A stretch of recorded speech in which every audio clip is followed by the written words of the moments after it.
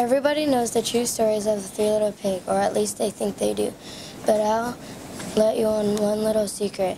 Nobody knows the real story because nobody has ever heard my side of the story. I am the wolf, Alexander T. You can call me AL. No one knows just how the whole big bad wolf thing got started, but it's all wrong.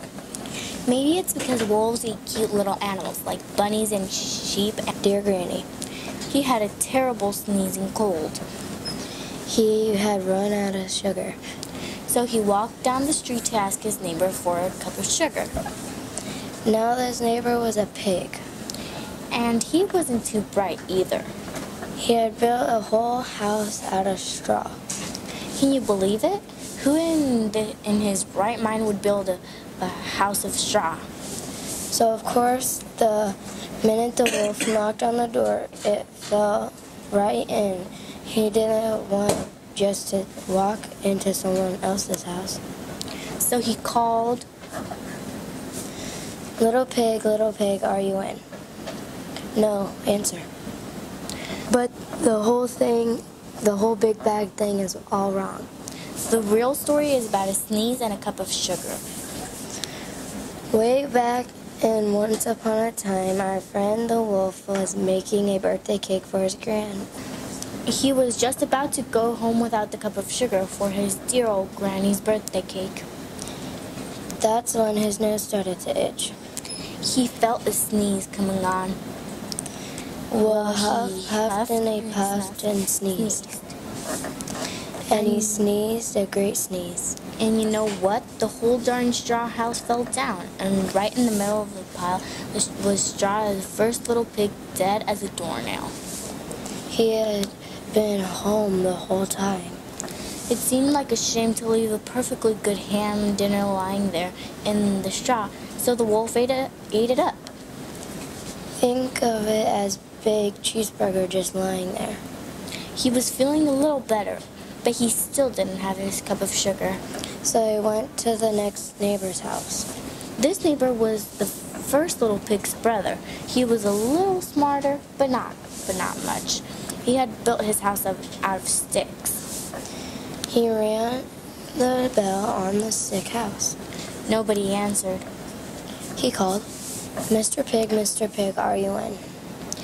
He yelled back, "Go away, wolf. You can't come in. I'm shaving the hairs on my chinny chin chin."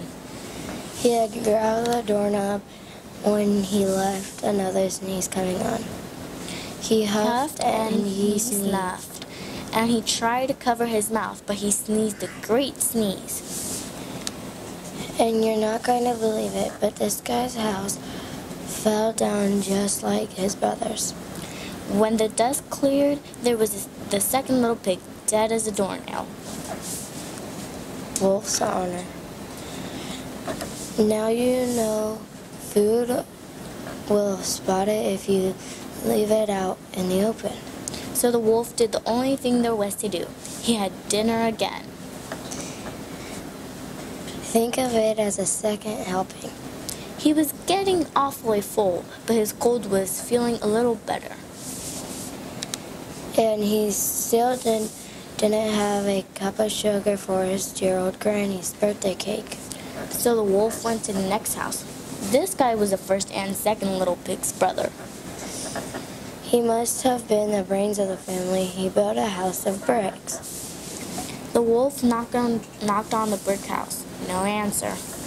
Mr. Pig, are you in? And do you know what that rude little porker answered? Get out of there. Wolf, don't bother me again. Talk about impolite.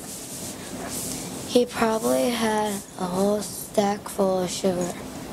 And he wouldn't give the wolf even one little cup for his sweet old granny's birthday cake. What a pig. The wolf was just about to go home and maybe make a nice birthday card instead of cake when he felt his cold coming on. He huffed and he snuffed and he sneezed once again. Then the third pig yelled, And your old granny can sit on a pin. The wolf was usually a pretty calm fellow, but when he heard somebody talk about his dear, sweet old granny like that, he went a little crazy. When the cops drove up, of course, he was trying to break down the pig's door, and the whole time the wolf was huffing and puffing and sneezing and making a real scene. The rest, as they say, is history. The news reporters found about 2 pigs he ate for dinner. They figured a sick guy going to borrow a cup of sugar didn't sound very exciting. So they jazzed up the story, huffed and puffed, and blow your house down stuff. And they made him the big bad wolf. That's it. The real story. I was framed. But maybe you could loan a cup of sugar. The